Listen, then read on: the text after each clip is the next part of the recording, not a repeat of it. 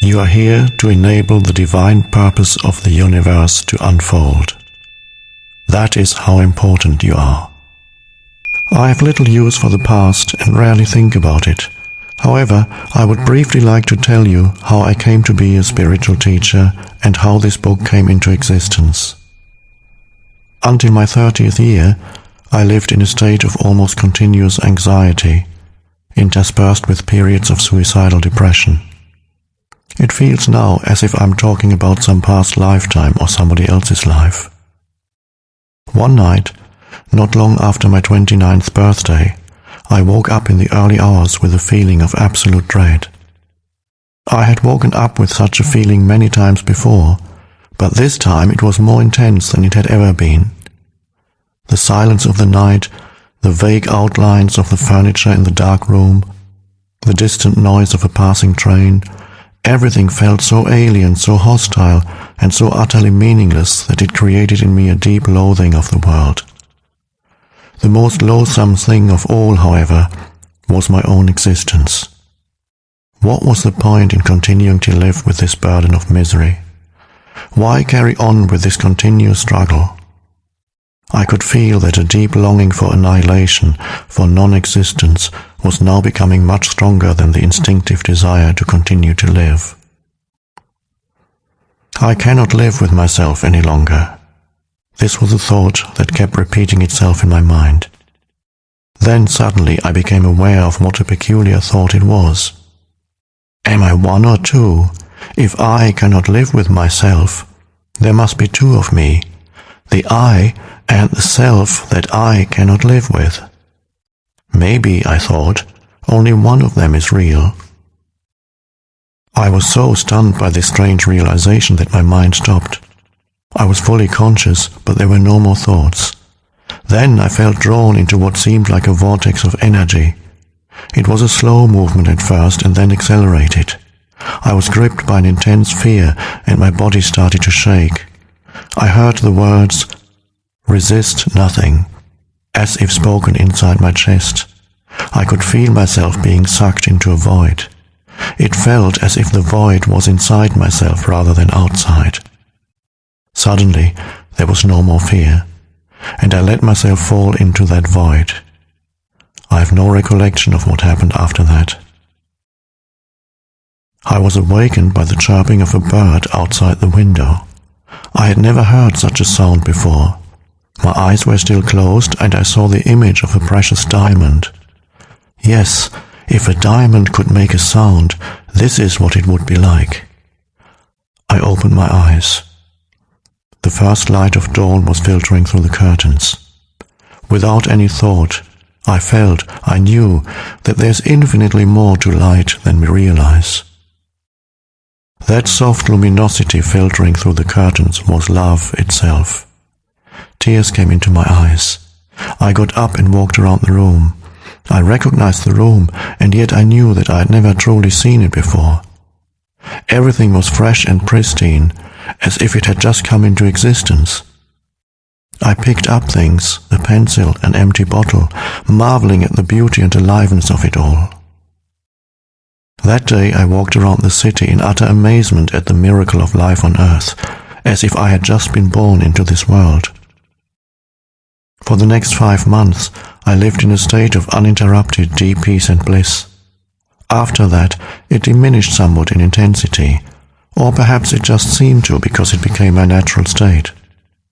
I could still function in the world, although I realized that nothing I ever did could possibly add anything to what I already had. I knew, of course, that something profoundly significant had happened to me, but I didn't understand it at all. It wasn't until several years later, after I had read spiritual texts and spent time with spiritual teachers, that I realized that what everybody was looking for had already happened to me.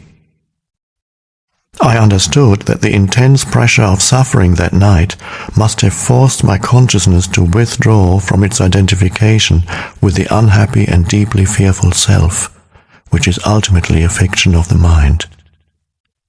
This withdrawal must have been so complete that this false suffering self immediately collapsed, just as if a plug had been pulled out of an inflatable toy. What was left then was my true nature as the ever-present I am. Consciousness in its pure state, prior to identification with form. Later I also learned to go into that inner timeless and deathless realm that I had originally perceived as a void and remain fully conscious. I dwelt in states of such indescribable bliss and sacredness that even the original experience I just described pales in comparison. A time came when, for a while, I was left with nothing on the physical plane. I had no relationships, no job, no home, no socially defined identity. I spent almost 2 years sitting on park benches in a state of the most intense joy. But even the most beautiful experiences come and go.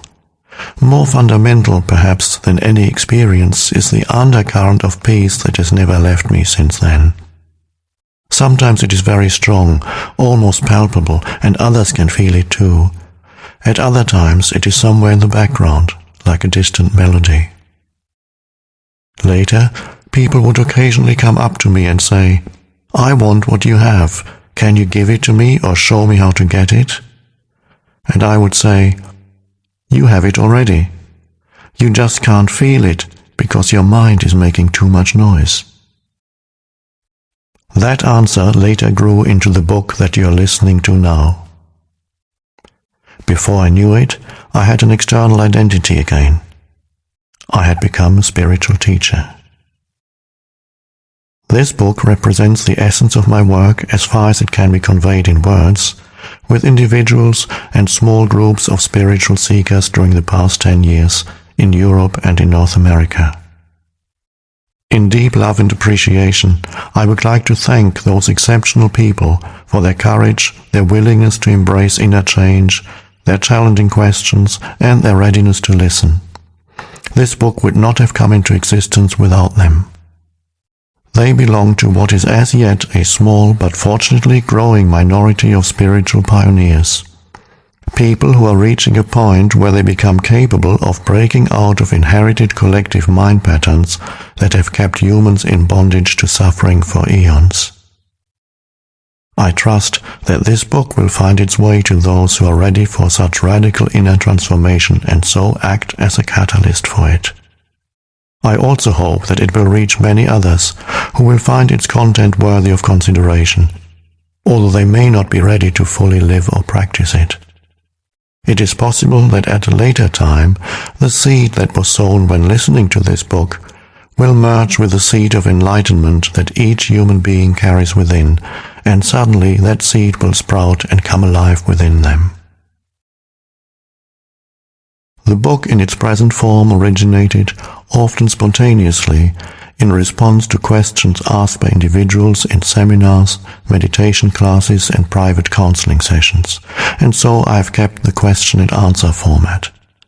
I learned and received as much in those classes and sessions as the questioners. Some of the questions and answers I wrote down almost verbatim. Others are generic, which is to say I combined certain types of questions that were frequently asked into one, and extracted the essence from different answers to form one generic answer. Sometimes, in the process of writing, an entirely new answer came that was more profound or insightful than anything I'd ever uttered. Some additional questions were asked by the editor so as to provide further clarification of certain points. You will find that from the first to the last page, the dialogues continuously alternate between two different levels. On one level, I draw your attention to what is false in you. I speak of the nature of human unconsciousness and dysfunction as well as its most common behavioral manifestations, from conflict in relationships to warfare between tribes and nations. Such knowledge is vital, for unless you learn to recognize the false, as not you, there can be no lasting transformation, and you would always end up being drawn back into illusion and into some form of pain. On this level, I also show you how not to make that which is false in you into a self and into a personal problem, for that is how the false perpetuates itself. On another level, I speak of a profound transformation of human consciousness, not as a distant future possibility, but available now, no matter who or where you are. You are shown how to free yourself from enslavement to the mind, enter into this enlightened state of consciousness and sustain it in everyday life. On this level of the book, the words are not always concerned with information, but often designed to draw you into this new consciousness as you listen. Again and again, I endeavor to take you with me into that timeless state of intense conscious presence in the now, so as to give you a taste of enlightenment. Until you are able to experience what I speak of, you may find those passages somewhat repetitive. As soon as you do, however, I believe you will realize that they contain a great deal of spiritual power, and they may become for you the most rewarding parts of the book. Moreover, since every person carries the seed of enlightenment within, I often address myself to the knower in you who dwells behind the thinker, the deeper self that immediately recognizes spiritual truth, resonates with it, and gains strength from it. As you listen, the meaning of certain words, such as being or presence, may not be entirely clear to you at first. Just keep listening.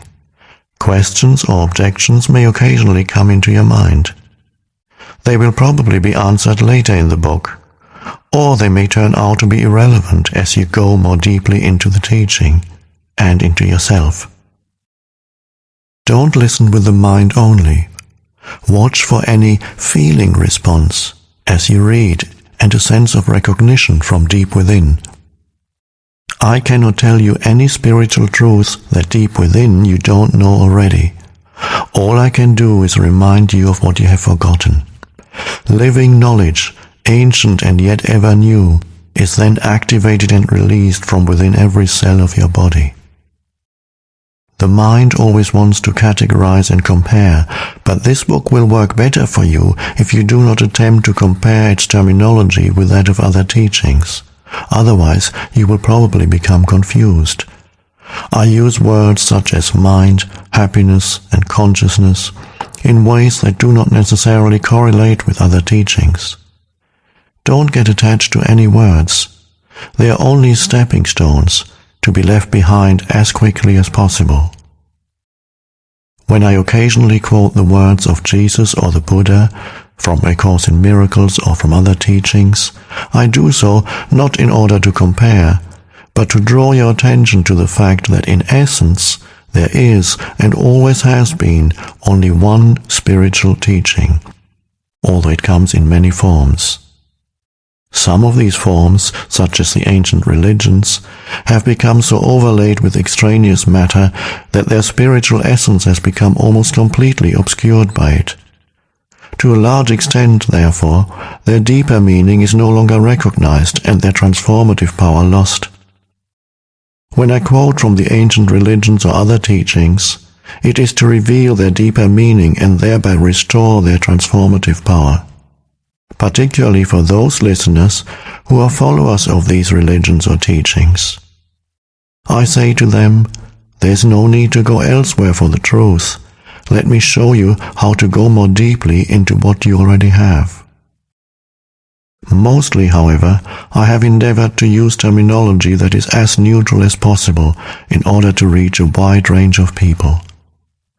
This book can be seen as a restatement for our time of that one timeless spiritual teaching, the essence of all religions.